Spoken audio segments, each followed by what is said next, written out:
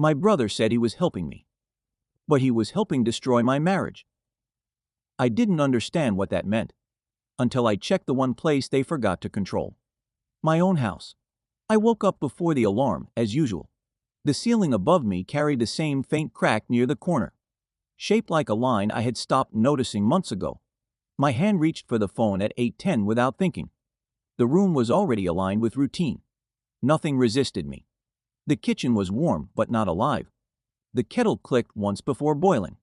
The same cupboard door stuck slightly at the hinge, forcing a small extra motion every time I opened it. I had corrected it twice in the past. It always returned to the same friction point, as if the house preferred it that way. My wife was already gone. That detail had become consistent enough to stop being a question. Her schedule had expanded in ways I did not verify anymore. Late meetings, early starts, gaps that never overlapped with mine. I tracked none of it at the time. It simply existed beside me, like background noise that learned my shape. At 8:25, I noticed the first trace of movement outside the usual pattern. A notification on the door system showed a brief entry the night before: my brother's access, 2340. No explanation attached. I did not open the log immediately. I let it sit there, like a small object placed on a table between us. He arrived later that morning. Not early, not late. Precisely inside the acceptable range that never triggers suspicion. He carried nothing unusual.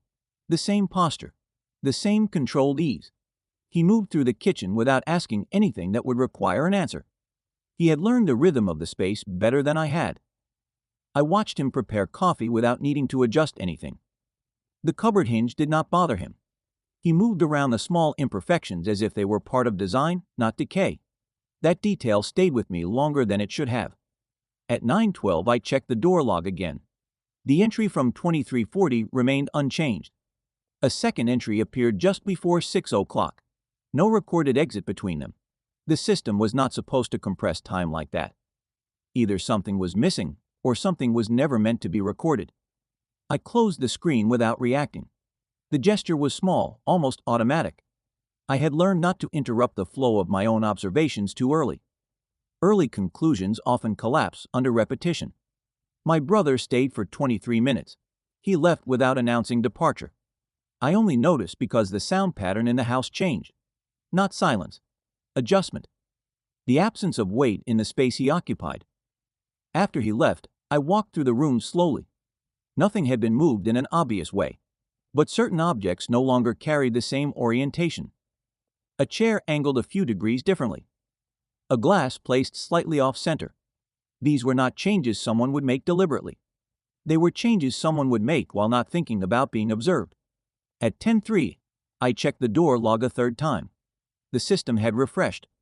The earlier entry had been reclassified as maintenance access. No timestamp change. No explanation added. Just a label replacing a record. I stood in the hallway longer than necessary. The house felt structurally identical, but informationally unstable. Something had been edited without visible disruption. My wife texted once during the morning, but I did not open it immediately. The preview showed nothing urgent. That was enough to postpone it. I noticed I had started making decisions based on delay instead of content. That shift felt more significant than anything I had read in the logs. At 11:18, my brother returned briefly. This time he did not enter fully. He stayed near the threshold, long enough to leave a folder on the counter. No explanation, no emphasis. The act was performed with minimal presence, as if the object mattered more than the interaction. After he left, I did not touch the folder for several minutes. I observed it first. Its placement was precise, aligned with the edge of the counter in a way that suggested measurement rather than convenience. When I finally opened it, the contents were fragments, schedules, overlaps, repeated timestamps across different days, patterns that did not belong to one system alone. They intersected in ways that implied coordination, but not visibility. I stopped reading after the third page, not because it was complete, but because it was beginning to assemble itself without my permission. At 11:47, I realized something subtle. The house was no longer just a place where events happened. It was becoming a structure where events were placed. Each movement, each absence, Each delayed action fit too cleanly into a pattern I had not designed. I checked the door log again, almost reflexively. The entries had not changed, but my perception of them had. They no longer looked like records. They looked like confirmations. I sat down at the kitchen table, the same surface where nothing had been wrong that morning. From that position, I could see the hallway, the counter, and the exact point where my brother usually paused before leaving. I could not identify when the shift had started, only that it had already completed a part of itself without requiring my awareness. And the most unsettling part was not the presence of patterns. It was how naturally I had accepted them before I understood they were arranged. I started noticing the pattern on a Thursday, 1840. I came back earlier than usual because a meeting had ended ahead of schedule. The hallway light was still on, even though no one was supposed to be home. The sound of movement inside stopped the moment I opened the door. Not gradually. Immediately. My brother was already at the threshold of leaving. Jacket half-zipped. Keys in his hand. He did not pause when he saw me. He adjusted nothing in his posture. He simply continued the motion of departure, as if my arrival had been accounted for in advance. At the same time, my wife was in the kitchen, not rushing, not surprised. She was finishing something small, something that did not require urgency. A cup placed into the sink. A cloth folded once, then set aside. She did not look toward the hallway until my brother had already crossed past the entry line. They did not overlap. Not visually. Not physically. Not in timing that could be questioned in real time. I stood there longer than necessary. The house behaved as if I had arrived after the fact, not during it. As if my presence was a delayed confirmation rather than an active variable. The next occurrence came 3 days later, 1840 again. Same corridor lighting. Same sequence of motion. My brother exiting before I fully entered. My wife shifting into readiness only after his departure had completed. The distance between them remained clean. Intentional in its absence. I began to record it without deciding to do so. My phone stayed in my pocket, but I noted timestamps internally. Not as suspicion, as structure. Structures do not require belief to exist. After a week, the repetition stabilized. 1840 was no longer a time. It was a transition point. A switch in occupancy. A controlled exchange of presence that always resolved before overlap could occur. I tested this without announcing it to myself. I changed my return time twice. Once earlier. Once later. The pattern absorbed both changes without distortion. I started to see something more precise than coincidence. The timing was not reacting to me. It was routing around me. On Tuesday, I left work at 17:55 and sat in my car for 11 minutes before driving home.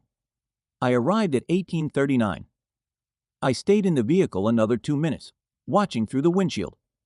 At 1840, my brother appeared at the gate. He did not look at the house. He looked at his phone briefly, then adjusted his pace slightly before entering. The adjustment was minimal, almost imperceptible, but it matched the timing exactly, as if he had corrected himself to align with something unseen. Inside, I waited. The door opened on schedule. He exited again within the expected window. My wife followed later, not immediately, but with the same delay pattern I had seen before. She paused in the hallway long enough for the space to reset after his departure. I wrote nothing down that night. I did not need to.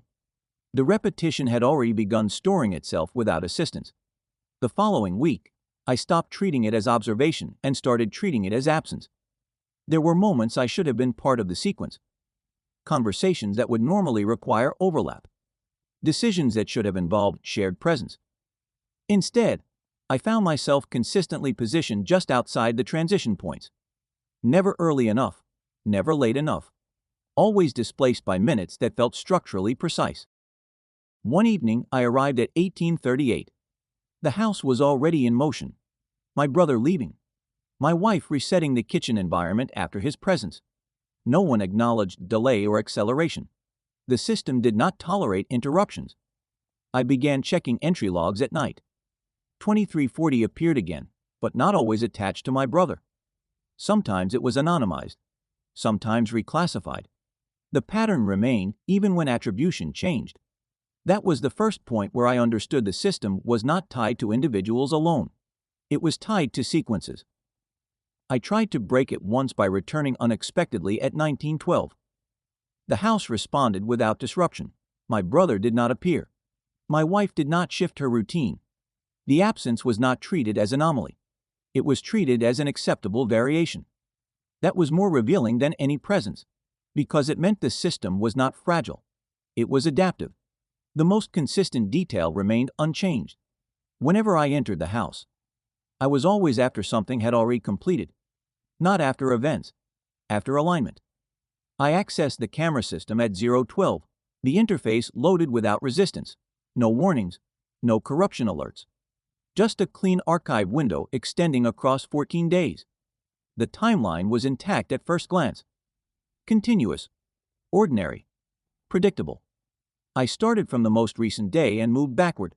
The first thing I noticed was not what was present, but what was missing. Empty segments, not scattered, not random, precisely placed voids inside the recording timeline. Entire intervals removed, not overwritten. The system did not replace them with noise or glitches. It simply erased continuity and stitched the edges together as if nothing had existed between them. The pattern repeated. Every time my brother's presence should have overlapped with my wife's movement inside the house, the footage dissolved into clean gaps. Not one or two. All of them. The same structural absence, repeated across days with identical spacing. I paused at 3:17. The interface showed a direct transition from an empty hallway to a closed kitchen door, skipping 11 minutes of internal activity. The lighting shift between frames was inconsistent, as if time had passed without permission to be recorded. This was not degradation. It was selection. Someone had chosen what not to show. I moved deeper into the archive. The removals were consistent in shape, always centered around interaction windows, entry points, exit points, moments of potential overlap. The system was not failing to record. It was being guided away from recording specific configurations. At 8:42, I stopped scrolling. A full day had been compressed into fragments of static continuity and controlled absence. The house existed in motion, but only in segments that did not intersect with the pattern I had observed physically. I opened system logs. Access history showed modifications, not flagged, not timestamped with alerts. Just quiet alterations to permission layers and retrieval paths. Entry points had been adjusted. Playback controls had been rewritten at the access level, not the storage level. The system had not been breached. It had been redefined. I checked user permissions. My credentials were still listed as primary. That detail held for less than a second of relief. Then I noticed the hierarchy below it. Secondary administrative roles had been added, not assigned, inserted. The timestamps of their creation did not align with any known access session. No approval chain existed for those changes. At 9:05, I isolated a single camera node from the living room. The last unbroken segment showed a transition from empty space to repositioned furniture without intermediate motion. A chair shifted between frames without being moved. A glass appeared already placed on the counter in its final position. The middle did not exist. I replayed it again. Same result.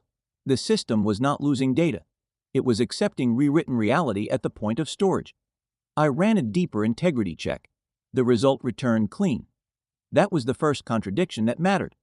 Clean systems do not contain structured absence. Clean systems do not preserve gaps with surgical precision. Clean systems do not align deletions with behavioral cycles. I closed the diagnostic window and focused on access logs again. One entry stood out. 2340. Repeated across multiple nights. Sometimes linked to my brother's device. Sometimes anonymized. Sometimes unassigned entirely. The entry was consistent only in its timing, not in its identity marker. That meant identity was not required for access, only pattern compliance. At 9:27, I attempted to restore a deleted segment manually. The system responded instantly, not with refusal, with substitution. The missing segment was reconstructed from metadata, not actual footage, a synthetic continuity layer built from surrounding frames. The result looked complete at first glance, but motion consistency was wrong. Shadows lagged behind objects. Reflections did not align with movement timing. The reconstruction was not truth. It was approximation designed to remove awareness of absence. I removed the reconstructed layer and returned to raw archive state. The gap reappeared. Clean, intentional, undeniable. At that moment, the structure became visible in a way that no longer required interpretation. The house was not simply being observed, it was being edited. Every interaction I thought I was witnessing existed only in permitted segments. Everything outside those segments had been filtered before it could be perceived as discontinuity. I leaned back from the screen. The system status panel refreshed automatically. No errors, no alerts. Only a single line of confirmation. Data integrity within expected parameters. Expected by whom? I checked physical security logs next. Door access records aligned with camera gaps. Not loosely. Exactly. Every missing visual segment matched a silent access window. Every absence in footage corresponded to a permitted entry in physical systems. The coordination was too precise to be accidental. This was not a surveillance failure. It was synchronization. At 10:03, I disconnected external network access. The system remained functional locally. That was not reassuring. It meant the control layer was internal. I opened the master configuration panel for the first time. Most fields were locked, not by password, but by structural restriction. Ownership hierarchy had been modified at a level below authentication. Permissions were no longer assigned through identity. They were assigned through timing compatibility. I was still listed as owner, but ownership no longer determined visibility, only alignment did. At 10:21, I stopped all live recording. The archive continued updating regardless. That was the final confirmation. The system did not depend on my commands anymore. It depended on something already running beneath them. I closed the interface and sat in silence long enough to notice the absence of noise from the house itself. Not quiet, regulation. A space that had stabilized into a controlled rhythm without requiring observation. And for the first time, I understood the direction of the problem. I was not looking at corrupted footage. I was looking at a controlled structure that had already decided what reality should be visible to me. I did not escalate anything. 17:20. I met my brother in a neutral place, away from the house. The kind of space that does not carry memory. No objects that belong to either side. No anchors. The conversation started immediately in motion. No greetings that mattered. No pauses that created openings. He adjusted the tone before I could settle into it. Not defensively. Not emotionally. Structurally. He responded too fast to every direction I tried to take. Not because he was nervous, but because the responses were already shaped.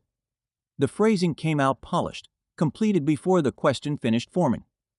It felt like the answers were arriving from just slightly ahead of me. I noticed the pattern within minutes. He was not reacting. He was redirecting. Every point I raised folded back into a prepared surface. Nothing hit resistance. Everything lost friction. Even contradiction was absorbed and returned in a different shape, stripped of weight. At 17:27, I changed approach. I stopped framing questions and started observing reactions. The shift did not create delay. It created refinement. His responses became even cleaner, as if adapting to a layer of scrutiny that had already been accounted for. No hesitation, no recalibration, only correction. That was the moment I understood this was not a live exchange. It was a controlled path. By 17:33, I tested something simpler. I introduced uncertainty. A detail that should not have had prior context. A gap in the structure. He filled it immediately. Not by guessing. By completing. The completion was too smooth. Too structurally consistent with everything else. It did not feel like inference. It felt like retrieval. I stopped speaking for a few seconds. The silence did not create discomfort. It created continuity. As if silence itself had been mapped into the exchange as an expected phase. He adjusted nothing during it. That detail mattered more than anything said. At 17:40, I began to notice something else. Each question I had asked so far aligned with a response that already contained the outcome. Not explanation. Outcome. The conversation was not moving forward. It was unfolding along a predefined corridor where deviation had already been absorbed into design. At 17:44, I realized I was no longer introducing information into the exchange. I was selecting from pre-existing branches. He did not pause to consider my intent. He had already accounted for it before it surfaced. That was visible in the timing. Responses never arrived late, not even once. There was no lag between my thought and his correction of it. That level of synchronization required something beyond awareness. It required anticipation built into structure. At 1748, I stopped asking direct questions entirely. I started watching transitions instead. How he shifted between ideas. How he closed spaces before they fully opened. Each transition had a consistent internal logic that did not depend on my input. It depended on maintaining coherence across a system I was not fully seeing.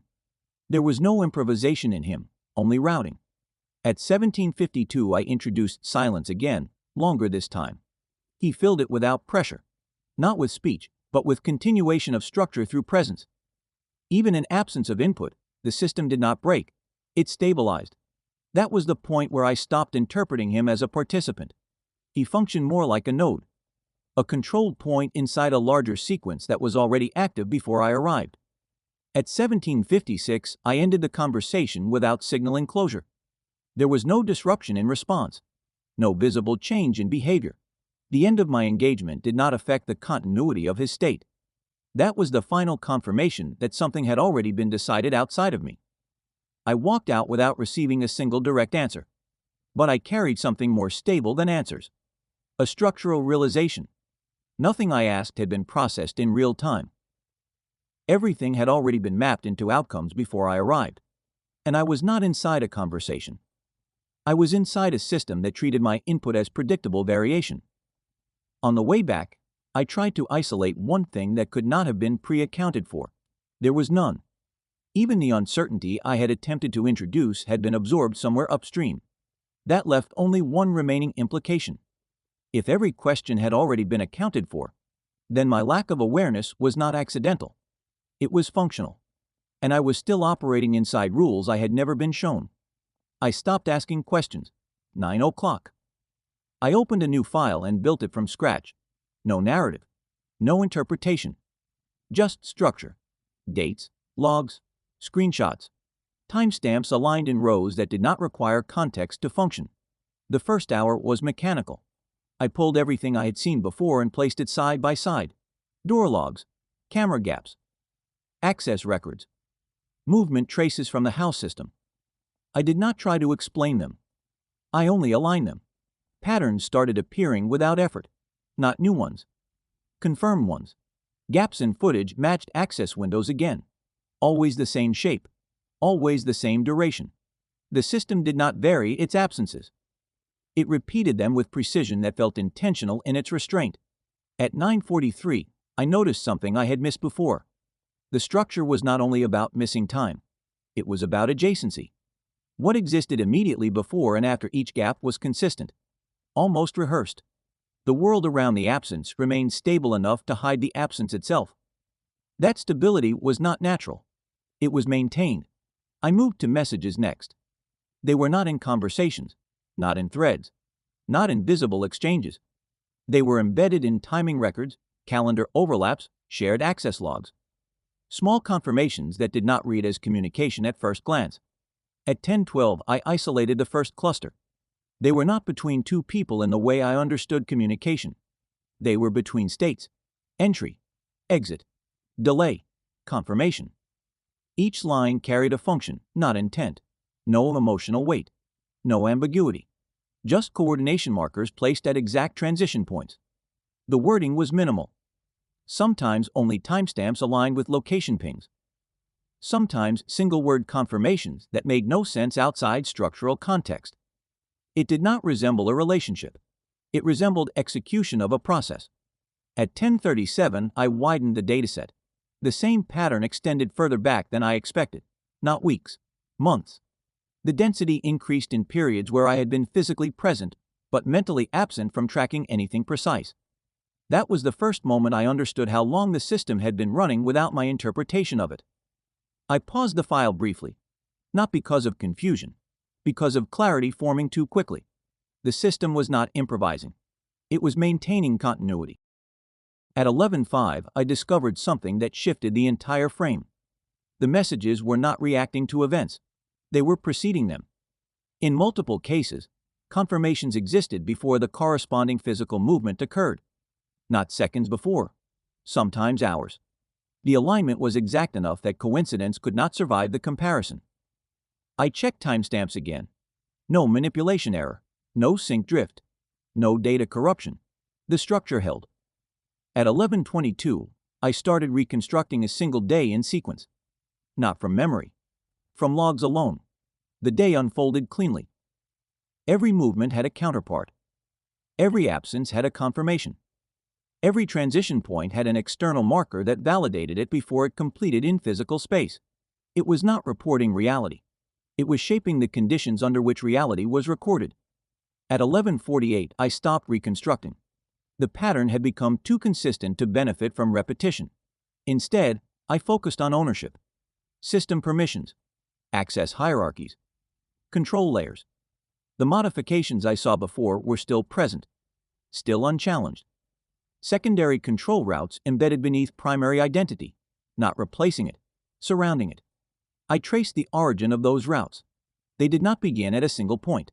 They appeared gradually, distributed across multiple timestamps, as if introduced in segments small enough to avoid detection individually. At 12:10, I reached the point where interpretation stopped being useful. The system was not divided into actors anymore. It was divided into roles. Each role executed part of a sequence without needing awareness of the full structure. Movement, timing, confirmation, absence. All distributed. All synchronized. I began to understand the messages differently. They were not communication. They were alignment checks. At 12:34, I isolated one final set. The highest density cluster. It was not located between people. It was located between actions that involved me. Every time I entered or exited a space, a confirmation existed elsewhere that framed the movement before I completed it. Not describing it, defining its boundaries. That was the moment the illusion collapsed completely. There was no hidden interaction between individuals. There was a system that pre-shaped interaction itself, and I had been moving inside it without friction because friction had already been removed upstream. At 12:58, I closed the file briefly and looked at the empty structure of the dataset. It was no longer a collection of evidence. It was a map of coordination, and at the center of it, there was no conflict, only alignment. That realization carried a final adjustment in perspective. This was not concealment between people. It was governance over sequence. And I was not observing it from outside. I was already inside the part that was being managed. I finished assembling everything in 6 days. 1930. The table was cleared of everything except structure. Printed logs, extracted timestamps, camera gaps reconstructed into visible sequences. Access records aligned into a single continuous line. No clutter, no interpretation, only data that could not contradict itself. I placed it in front of them without framing it as an accusation. No introduction that would create resistance. No emotional preparation. Just the system laid bare in physical form. The room did not change temperature, but the perception of it did. Nothing moved unnecessarily. Even small sounds felt reduced, as if the space was conserving energy for what had already been decided. My brother looked at the documents first. He did not scan them like new information. He confirmed them, not verbally, not visually in the way someone searches for truth. He treated each page as something already resolved before it was printed. His attention moved across the pages without hesitation, without interruption, as if he was verifying alignment rather than discovering content. There was no shift in posture, no defensive response, no recalculation. At 1937, I understood why. He was not encountering evidence. He was encountering confirmation of a structure he had already been operating inside. The documents did not challenge him. They matched him. I moved my focus to reaction timing. There was none that required adjustment. His acceptance was not submission. It was recognition of continuity. The same way a system acknowledges its own output when it is reflected back. Nothing broke. Nothing needed repair. At 1944, I noticed something that mattered more than his response. He was not alone in his lack of reaction. The absence of disruption was shared. My wife remained still at the edge of the room, not positioned as someone waiting for explanation, positioned as someone outside the need for it. She did not look at the documents for validation. She did not look at me for interpretation. Her stillness was not avoidance. It was confirmation that the decision layer had already been executed elsewhere. At 1950, I realized no one in the room was processing the information in real time. We were all referencing outcomes that had already been finalized. The documents did not introduce change. They documented that change had already completed. I turned a page slowly, expecting at least one inconsistency. There was none. Even the gaps I had reconstructed earlier were now accounted for in their absence, not explained, not justified. Simply integrated as if they had always belonged in the final structure. At 22, I stopped searching for reaction and started observing structure again. The alignment was complete. Every action, every absence, every coordination point I had traced earlier now formed a closed system. Not open to reinterpretation. Not dependent on additional input. The conversation I had prepared for no longer existed as a possibility. Because nothing here required negotiation. Only recognition. At 2015, I understood the final correction in perspective. This was not a sequence of decisions made individually and later connected. It was a sequence designed first, with participants positioned to execute segments of it without access to the full architecture. My brother was not defending himself. He had never been in a position that required defense. My wife was not intervening. She had never been outside the resolution path long enough for intervention to exist. And I was not presenting evidence. I was arriving late to a finalized structure and labeling it discovery. At 2027, I gathered the documents back into a single stack. Not because anything had been resolved through confrontation, but because nothing required further exposure. The structure did not change under observation. It only confirmed itself. When I stood up, there was no sense of conclusion in the room. Only completion that had already occurred before I entered it. And in that recognition, the final layer became visible. This was never an unfolding situation. It was a finished system I had been walking through without knowing the outcome was already locked.